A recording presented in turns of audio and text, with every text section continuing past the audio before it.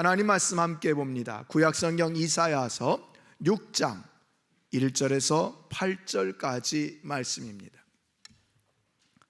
구약 이사야서 6장 1절에서 8절. 성도가 보아야 할 것, 분명히 보아야 할 것 두 번째 시간, 우리 이사야 6장 1절부터 8절 우리 교독으로 한 절씩 봉독합니다.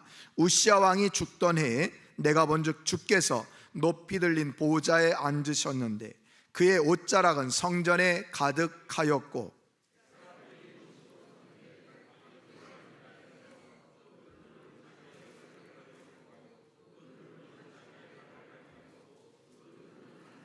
서로 불러 이르되 거룩하다 거룩하다 거룩하다 만군의 여호와여 그의 영광이 온 땅에 충만하도다 하더라.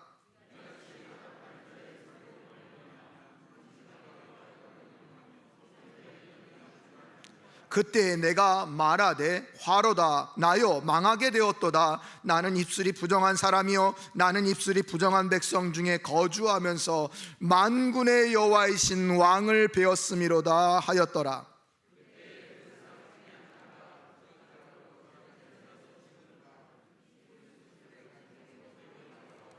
그것을 내 입술에 대며 이르되 보라 이것이 내 입에 닿았으니 내 악이 제하여졌고 내 죄가 사여졌느니라 하더라. 주의 목소리를 들으니 주께서 이르시되 내가 누구를 보내며 누가 우리를 위하여 갈꼬 하시니 그때 내가 이르되 내가 여기 있나이다 나를 보내소서 하였더니. 아멘. 할렐루야. 할렐루야. 여러분, 우리는 지난 시간에 성도가 분명히 보아야 할 것 첫 번째 시간, 첫 번째 대지를 함께 살펴보았습니다. 여러분, 우리가 성도들이 삶의 예배 가운데 또 우리가 함께 모여서 드리는 이 공예배 가운데 분명하고 확실하게 보아야 할 것이 있다 라고 말씀을 드렸습니다. 여러분 잘 기억하십니까? 그 첫째가 무엇이었습니까? 하나님의 영광을 보아야 합니다 말씀드렸습니다. 하나님의 영광을 보아야 합니다. 하나님께서 우리 예배 가운데 임재하셔서 영광을 받으시는 그 모습을 볼 수 있어야 한다. 오늘도 이 자리에 하나님께서 영광 가운데 함께 하시는 것을 여러분 믿습니까? 여러분 영의 눈을 열어서 보고 계십니까? 예, 우리는 그것을 온전히 볼 수 있어야 한다. 그리고 내 삶 가운데도 늘 함께 하셔서 우리를 친히 이끌어 주시고 교제 나누시며 날마다 우리를 영광 가운데 이끌어 가시는 그 하나님을 온전히 볼 수 있어야 한다라고 말씀을 드렸습니다. 오늘은 이제 두 번째, 세 번째 대지에 관한 말씀을 함께 보면서 성도들이 분명히 보아야 될 것 세 가지는 무엇인가? 하나는 하나님의 영광을 보아야 한다는 것을 이제 알았습니다. 두 번째 말씀은 자신을 보아야 합니다. 따라서 해봅시다. 자신을 보아야 합니다. 네, 하나님의 영광을 본 사람들은요 진정 자신의 모습을 보게 됩니다. 하나님의 영광을 본 사람만이 진정 자기 자신이 어떤 사람인지 어떤 존재인지를 분명히 보고 알게 된다는 말씀입니다. 오늘 6장 1절부터 4절까지 우리 지난번에 살펴보았던 것처럼 하나님께서 영광 가운데 그 성전에 가득히 임하신 그 하나님을 본 이사야, 그 이사야는요 오늘 하나님의 영광만 본 것이 아니라 자신의 모습을 분명하게 보게 됩니다. 그래서 오늘 우리가 함께 읽은 5절 말씀에 보면요 뭐라고 고백하는지 우리 다 함께 한 목소리로 읽어봅니다. 시작.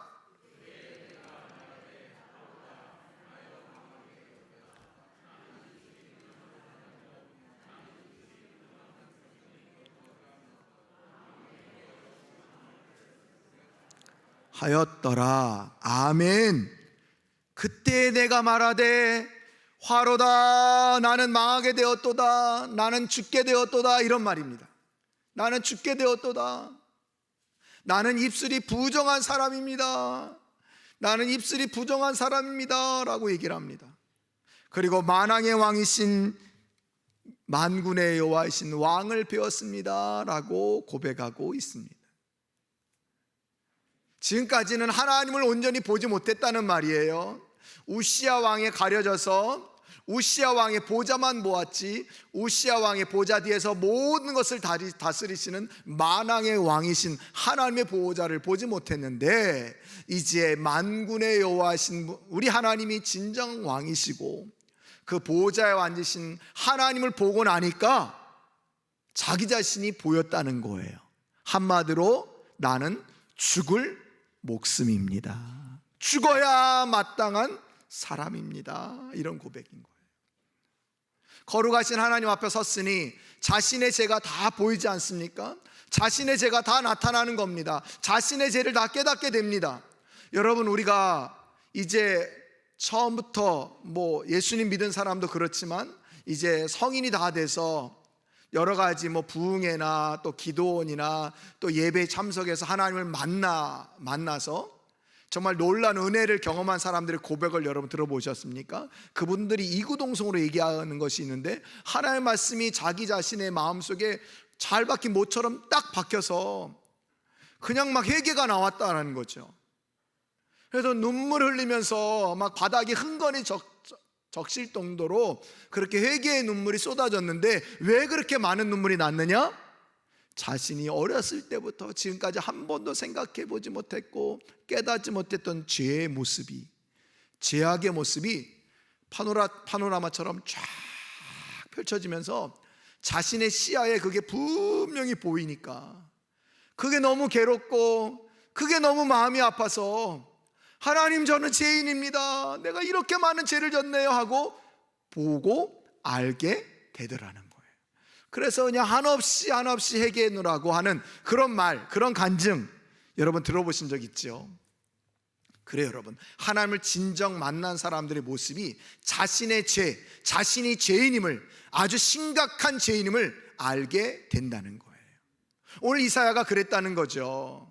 근데 오늘 이사야가 처음에 뭐라고 얘기합니까? 나는 죽게 되었다. 그 다음 말 뭐라고 하냐면 나는 입술이 부정한 사람입니다 라고 얘기를 합니다.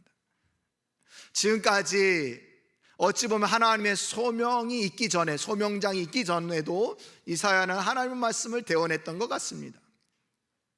왕궁에서 대언할 때도 있었고 백성들을 향해서도 하나님의 말씀을 대언할 때가 있었는데, 그 하나님의 말씀을 대언할 때 100% 하나님의 말씀만 대언한 것이 아니라 때로는 자기의 말도, 자기의 생각도, 때로는 하나님의 뜻보다 더 자기의 주장을 강력하게 펼쳐서 어찌 보면 하나님의 말씀을 가감 더하거나 빼면서 하나님의 말씀을 전한 자신의 모습, 자신의 입술로 선포한 것이 떠오른 거예요.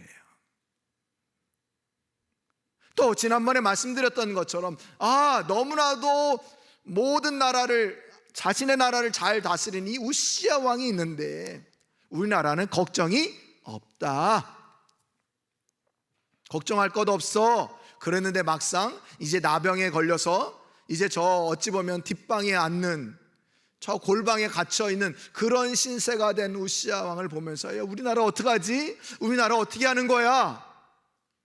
어떻게 될까 하는 그런 염려에 빠진 그 자신의 고백, 이런 불신앙의 고백들이 생각나기 시작한 겁니다. 그래서 나는 입술이 부정한 사람입니다 라고 고백하는 거예요.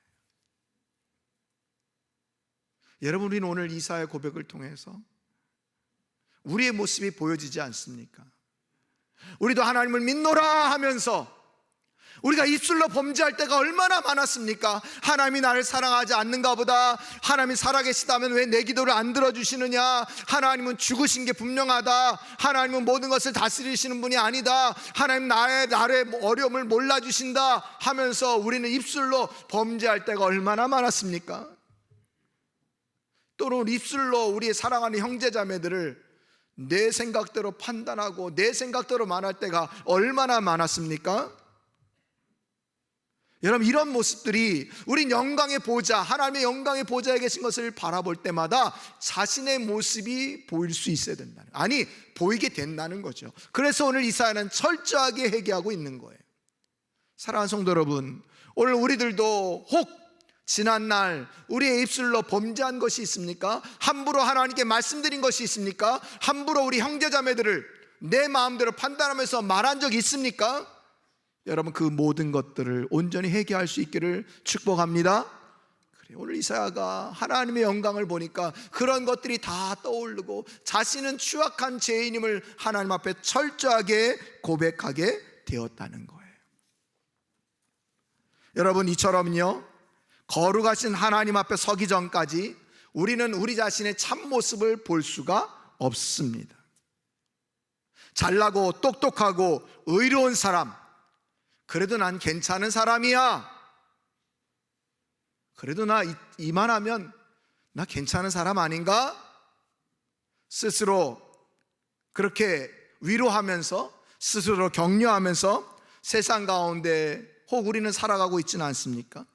근데 여러분, 그런 나라도 주님 앞에 서면, 영광스러운 주님 앞에 서기면 우리는 내가 얼마나 추악하고 보잘것없는 죄인임을 분명하게 보게 된다는 거예요.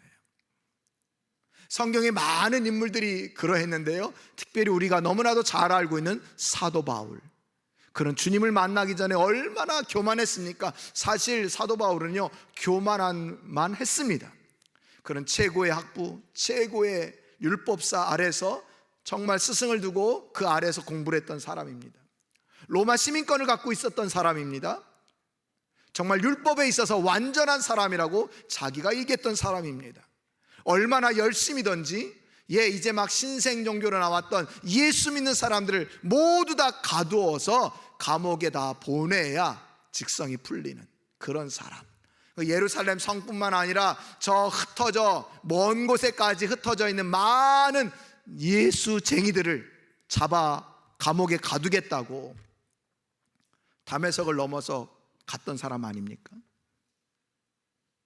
그런 그가 주님을 온전히 만나고 영광스러운 주님을 온전히 보자, 그가 뭐라고 고백합니까? 디모데전서 1장 15절에 그렇게 고백합니다. 미쁘다 모든 사람이 받을 만한 이 말이요, 그리스도 예수께서 죄인을 구원하시려고 세상에 임하셨다 하였도다. 그 다음 말씀 다 같이 읽습니다. 시작. 죄인 중에 내가 뭐라고요? 괴수다. 괴수가 뭡니까? 대장이다. 내가 죄인 중에 진짜 제일 높은 죄인이야. 내가 가장 많은 죄를 졌어. 이런 고백 아닙니까? 그렇게 교만했고 그렇게 자기 자신이 스스로도 훌륭한 사람이라고 얘기했던 그 바울이지만 주님을 만나고 보니까 자기가 죄인 중에 괴수다 라고 말합니다. 또 자기가 지금까지 추구했고 지금까지 배워온 모든 것들은 다 배설물로 여기노라 라고 선포했습니다. 바울만 그랬습니까? 시몬 베드로는 주님을 만나고 나서 뭐라고 고백합니까? 누가복음 5장 8절에 보니까 이렇게 고백합니다. 다 같이 읽습니다. 시작. 시몬 베드로가 이를 보고 예수의 무릎 아래 엎드려 이르되 주여 나를 떠나소서. 나는 뭐라고요? 죄인이로소이다. 아까 사도 바울은 뭐라고 그랬다고요? 죄인 중에 내가 대장이다. 최고로 많은 죄 지은 사람이다. 오늘 이사야는 뭐라고요? 나는 입술이 부정한 사람입니다. 난 죄인 중에 큰 죄인입니다 라고 고백합니다. 하나같이 주님을 만난 사람들은, 영광스러운 보좌에 앉아 계신 주님을 만난 사람들은 자신의 진정한 모습을 보았다는 거예요. 그래서 다 자기가 얼마나 추악한 죄인인지, 냄새나는 죄인인지를 알게 되었고 하나님의 은혜 앞에 다 엎드려서 나를 떠나달라고, 나는 너무나도 큰 죄인이라고 그렇게 고백했다는 거예요. 사랑하는 성도 여러분, 저와 여러분들은 정말 죽을 수밖에 없었다, 아니 죽었던 죄인임을 여러분 고백하십니까? 고백하십니까? 그래요 여러분, 저와 여러분들은 다 죄인이었습니다. 그러나 예수 그리스도의 십자가 보혈의 은혜로 우리가 이렇게 지금 함께 앉아서 예배드리고 있는 것 아닙니까? 이렇게 하나님의 영광을 온전히 본 사람, 자신의 진정한 모습을 보게 된다는 거예요. 그런데 여러분, 너무나도 감사한 것은 하나님의 영광을 보고 자신의 진정한 모습을 보면서 나는 입술이 부정한 사람입니다, 나는 범죄했습니다, 나는 악한 사람입니다 라고 고백하고 회개하자 하나님이 너 이제 알았니? 이놈아 이제 알았어? 이렇게 하지 않으시고요, 하나님이 스랍들을 보내셔서 하나님께서 숯불을 가지고 그 입술에 대시면서 내 모든 죄가 다 없어졌다, 내 모든 죄가 다 용서받았다라고 사죄 선언을 해주고 계십니다. 하나님께서 즉각적으로 찾아오셔서 자신이 죄인임을 발견하고 깨닫고 회개하는 이 이사야를 그냥 내버려 둔 것이 아니라 즉각적으로 찾아오셔서 그 모든 죄를 다 용서해 주셨다라고 말해주고 있습니다.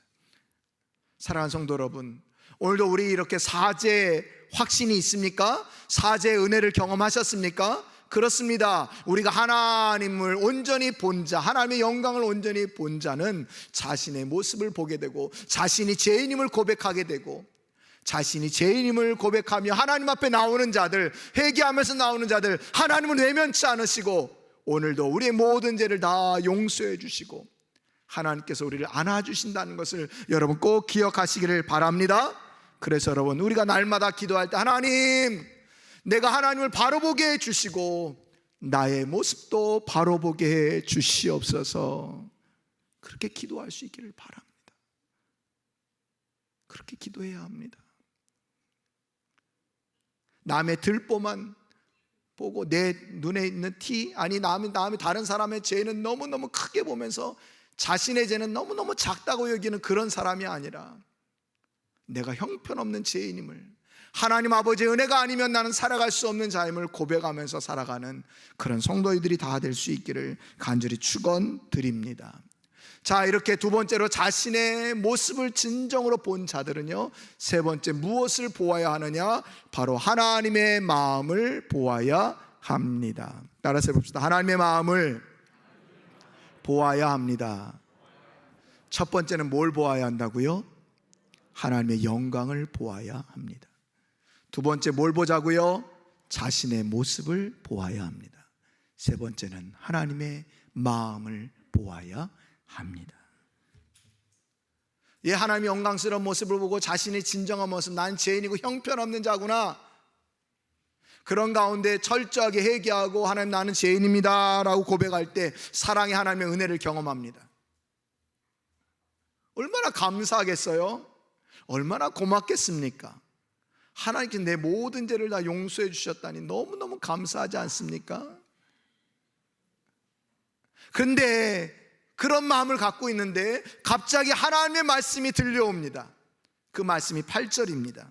뭐라고 말씀하십니까? 내가 또 주의 목소리를 들으니 주께서 이르시되 내가 누구를 보내며 누가 우리를 위하여 갈고 하시니. 하나님이 누군가를 좀 이스라엘 백성들에게 좀 보내야 되는데 누굴 보낼까? 누가 가야 되나라고 말씀하시는 거예요. 그때 자신의 모습을 진정으로 보고 나는 정말 죽었던 죄인인데 하나님의 은혜로 내가 구원받았음을 온전히 깨달았던 이사야 선지자가 가만히 있지 못하고 뭐라고 합니까? 8절 그 다음 말씀에 보니까 주님, 내가 여기 있습니다, 나를 보내주소서라고 고백하고 있습니다. 이사야가요, 하나님의 은혜를 알고 자신의 모습을 보게 되자 이제 온전히 새롭게 헌신을 하고 있는 겁니다. 그런데 여러분, 하나님이 성경의 여러 곳을 보면요, 하나님께서 사람들을 부르실 때 거의 대부분은 콕 집어서 이름을 부르시면서 오라고 하십니다. 예를 들면 사도 바울도 마찬가지 아닙니까? 사도 바울, 너 이리 와. 내가 이방인의 사도로 너를 세웠노라 라고 말씀하지 않습니까? 모세도 마찬가지입니다. 모세 일로 와. 너 저 이스라엘 백성들을 이끌고 출애굽시키는 지도자의 역할을 감당해야 되겠어? 그때 모세가 하나님 보낼 만한 자를 보내소서, 난 아닌 것 같아요, 그러지 않습니까? 아브라함아 하고 아브라함을 부르시면서 너 본토 친척 아비집을 떠나 내가 지시한 땅으로 가라 라고 얘기를 하십니다. 근데 여러분, 오늘 8절 말씀에서도 그래야 되지 않습니까? 이제 은혜 받은 것 알았습니다. 하나님이 이사야 너 이제 모든 민족들에게 가라, 특별히 이스라엘 백성들에게 가라 라고 하셔도 되지 않습니까? 근데 우리 하나님이 그렇게 하지 않으십니다. 왜 그럴까? 왜 다른 데서는 이름을 콕 찍어서 부르시면서 이리 와라, 내가 너한테 사명을 맡겨야 되겠다 하셨는데 오늘 왜 이사야에게는 이름을 부르지 않고 누가 갈까, 누구를 보내야 될까 이러셨을까? 왜 이렇게 하셨다고 생각하십니까? 왜 이렇게 하셨을까요? 왜 이렇게 하셨을까? 오늘 말씀을 보면요, 내가 누구를 보내며 누가 우리를 위하여 갈꼬라고 하십니다. 여러분, 보내는 주체가 누구입니까? 보내는 주체가 누구예요? 하나님이세요. 하나님이 보내시는 거예요. 하나님이 보내세요. 내가 주를 위해서 일하겠습니다 이게 아니라 하나님이 너 좀 가라 라고 말씀하고 있는 거예요. 보내는 주체가 하나님이십니다. 근데 여러분, 하나님께서 보내시는 자, 하나님께서 이렇게 부르시는 자는 어떤 자냐? 바로 하나님 아버지의 마음을 아는 자입니다. 하나님 아버지의 마음을 아는 자예요. 오늘 이사야는요, 하나님 아버지의 마음을 알았습니다. 그래서 오늘 우리가 8절까지만 읽었지만 뒤에 나오는 9절 이하의 말씀을 보면 여러분, 이사야 6장 전체가 지난주에 뭐라고 말씀드렸죠? 이사야를 부르는 소명장이다 말씀드렸습니다. 이사야를 부르시고 그에게 사명을 맡기시는 소명장이 이사야 6장인데 뒤에 말씀을 보면요, 이스라엘 백성들에게 이제 하나님 말씀을 선포해야 합니다. 돌아와라, 하나님께로 돌아와라, 회개하고 돌아와라 라고 하라는 말씀을 선포해야 합니다. 그런데 그 말씀을 듣고 돌아오는 자가 10분의 1도 안 된답니다. 이 말은 굉장히 적은 수만 하나님 말씀 선포할 때 듣고 회개하며 돌아오겠다, 이런 말씀이에요. 이사야 선지자가 이 말을 다 듣고 있어요. 이사야가 다 가서 전해도, 그가 친히 막 행동으로 몸소 하나님의 말씀을 전해도 하나님께로 돌아오는 자는 극히 적다 하는 것을 알고 있습니다. 그런데도 왜 모세처럼 하나님 보낼 만한 자를 보내소서 이렇게 하지 않았을까요? 하나님, 제가 누구를 좀 추천하면 안 될까요? 이렇게 왜 하지 않았을까요? 예, 이사야 선지자는 하나님 아버지의 마음을 분명히 알았습니다. 하나님이 죄 많은 나를 이처럼 사랑하셔서 기회를 주시고 하나님의 모습을 보게 하시고 자기 자신의 모습을 보게 하신 것처럼 하나님 나를 너무너무 사랑하시는구나, 그런데 나만 이렇게 사랑하는 게 아니라 우리 이스라엘 백성도 너무너무 사랑하시는구나, 아니 열방을 너무너무 사랑하시는구나 하는 이 하나님 아버지의 마음을 이사야가 알았습니다. 그것을 보았습니다. 그래서 내가 누구를 보낼꼬, 누가 우리를 위해서 갈꼬 할 때 하나님, 제가 갈게요, 내가 여기 있습니다, 나를 보내주십시오 라고 하나님 앞에 고백하고 있는 겁니다. 여러분, 오늘 이사야는 자원함으로 사명을 감당하고 있는 것을 보게 됩니다. 예, 여러분, 사명자는요 자신의 열심, 자신의 각오로 사명을 감당하는 것이 아닙니다. 아, 내가 이제부터 은혜 받았으니까 하나님 영광을 위해서 살아가야지, 하나님 내가 이제 주를 위해서 일하겠습니다, 나를 좀 멋지게 써주십시오, 이런 자가 아니라요, 하나님, 죄인인 저를, 죽어 마땅한 저를 나를 살려주시고 하나님 백성 삼아주신 건 너무너무 감사합니다, 그런데 그러면서 보니까 하나님 아버지의 마음을 알게 되는 거예요. 하나님이 죄인인 나를 이렇게 사랑하시는구나. 그럼 내 옆에 있는 사람도 너무너무 사랑하시겠구나. 아니, 우리 민족을 너무너무 사랑하시겠구나. 이 아버지의 마음을 알고 보게 된다는 거죠. 그래서 하나님께서 보내실 때 저가 쓰임받고 싶습니다, 저를 써주십시오라고 그렇게 고백한다는 거예요. 여러분, 오늘 아까도 얘기했던 것처럼 누가 보내고 있다고요? 하나님이 보내고 계십니다. 내가 간다고 한 게 아니라 하나님이 누구를 보낼고 할 때 거기에 이사야가 응답했습니다. 예, 지금 하나님이 보내고 계십니다. 이 말은요, 하나님이 책임져 주시겠다는 거예요. 여러분, 우리가 사명 감당할 때도 마찬가지입니다. 내가 하는 게 아니에요.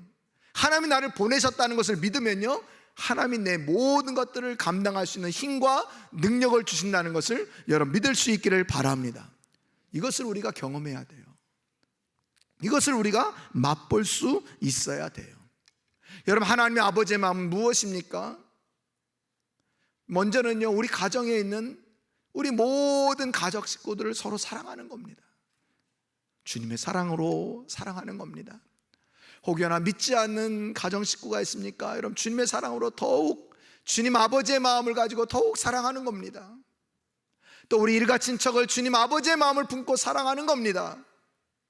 또 내가 내일부터 사명 감당하게 될 선교지로 나가게 되는 나의 사명의 현장에서, 직장에서, 회사에서, 사업장에서 내가 만나는 많은 사람들, 그들을 향한 하나님의 아버지의 마음을 가지고 그들을 품을 수 있어야 되고 기도할 수 있어야 되는 겁니다. 이런 마음을 하나님께서 저와 여러분들에게 주셨다는 거예요. 그때 여러분, 내가 누군가를 품을 수 있는 게 아닙니다. 내가 누군가를 사랑할 수 있는 게 아니에요. 하나님께서 나를 보내주셨기 때문에 하나님께서 그 사랑할 수 있는 힘도 주시고 마음도 주시고 능력도 주신다는 거예요. 그래서 여러분, 우리가 왜 전도를 어렵게 생각합니까? 왜 우리가 누군가를 섬기는 것을 어렵게 생각합니까? 내가 한다고 생각하기 때문에 그렇습니다. 근데 아니에요. 하나님이 나를 통해서 역사하시는 거예요. 그저 나는 순종만 하기만 하면 돼요. 아버지의 마음을 가지고 가서 아버지의 마음을 전해주기만 하면 되는 거예요. 그때 그곳에서 놀라운 역사가 나타나는 것입니다. 사랑하는 성도 여러분, 이 하나님의 아버지의 마음을 익히 잘 아는 사람들이 많이 있었습니다. 특별히 우리가 부르는 찬양 중에 그 가사를 보면요, 작사 작곡한 가사들, 음악들, 찬양들을 보면요, 이 주님 마음을 알고 또 알게 되었다고 하는 그런 찬양들이 많이 있습니다. 여러분 한 번씩 들어보셨는데요, 주님 마음 내게 주소서라는 이 남미 50, 이 남아메리카에 있는 많은 크리스찬들이 부르는 찬양 중에요, 보소서 주님 나의 마음은 선한 것 하나 없습니다. 그러나 내 모든 것 주께 드립니다. 사랑으로 안으시고 날 새롭게 하소서. 주님 마음 내게 주셔서 내 아버지, 주님 마음 내게 주셔서 나를 향하신 주님의 뜻이 이루어지도록 주님 마음 내게 주소서. 저 멀리 남아메리카에 사는 성도들도요, 주님의 마음이 볼 때 온전히 사명 감당할 수 있다는 것을 알고 이렇게 찬양하고 있는 거예요.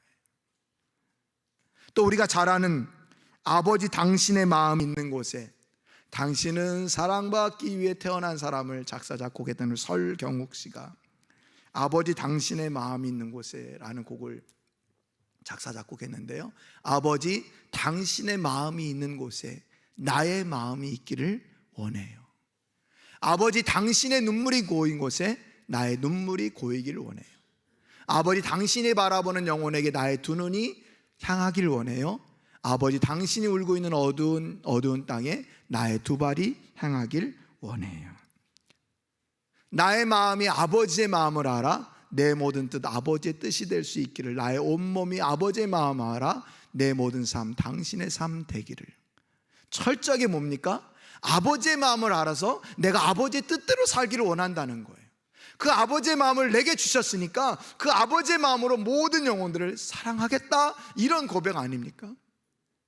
또 있습니다. 심영진 목사님이 작사 작곡했던 아버지의 마음, 열방을 사랑하시는, 한 영혼을 천하보다 귀하게 여기는 마음, 아버지의 마음, 가난한 자, 억울한 자, 빛이 없는 자들에게 구원의 의를 알리는 마음. 모든 믿음의 사람들이요, 이렇게 하나님의 아버지 마음을 보았다는 거예요. 그래서 이 하나님의 아버지의 마음을 품고 내가 나가겠습니다 라고 말하고 있는 거예요. 사랑하는 성도 여러분, 이제 누구 차례입니까? 우리 참사랑의 성도들의 차례 아닙니까? 우리도 하나님의 영광을 보았습니다. 내 자신의 모습을 보았습니다. 그럼에도 불구하고 나를 사랑하셔서 직분도 맡겨주시고 사명도 맡겨주시고 무엇보다도 하나님의 자녀를 불러주신 그 하나님의 은혜가 너무나도 크지 않습니까? 그래서 그 아버지의 마음을 품고 깨달아서 그 아버지의 마음을 많은 사람들에게 전해주는 그런 사명을 저와 여러분들이 감당할 수 있어야 된다는 것입니다. 오늘 하나님께서는요, 아버지의 마음을 보고 알아서 하나님의 뜻대로 살아가는 자, 세상으로 나아갈 제2의 이사야를 기다리고 계십니다. 여러분, 우리 참사랑의 성도님들이 제2의 이사야가 되어야 되지 않겠습니까? 하나님 아버지의 마음을 품고 이제 우리가 세상으로 이제 나가야 되지 않겠습니까? 이제 많은 영혼들을 바라볼 때마다 아버지의 마음으로 바라봐야 되지 않겠습니까? 여러분, 이제 우리 모든 성도들이 오늘 말씀을 기억하면서 우리의 모든 삶 가운데 예배 자리마다, 우리의 삶의 자리마다 하나님의 아버지의 영광을 보고 내 자신의 모습을 보고 하나님 아버지의 마음을 온전히 보아서 그 하나님의 뜻대로 살아가는 우리 귀한 성도님들이 다 되시기를 바랍니다. 그리고 더 나아가서 하나님 아버지의 마음을 가지고 내 주변의 많은 사람들을 대하시고 그 하나님의 아버지의 마음으로 그들을 섬기시는 우리 복된 참사랑의 성도들이 다 되셔서 우리 모두가 다 제2의 이사야가 되는 그런 놀라운 축복이 넘쳐나기를 간절히 축원드립니다.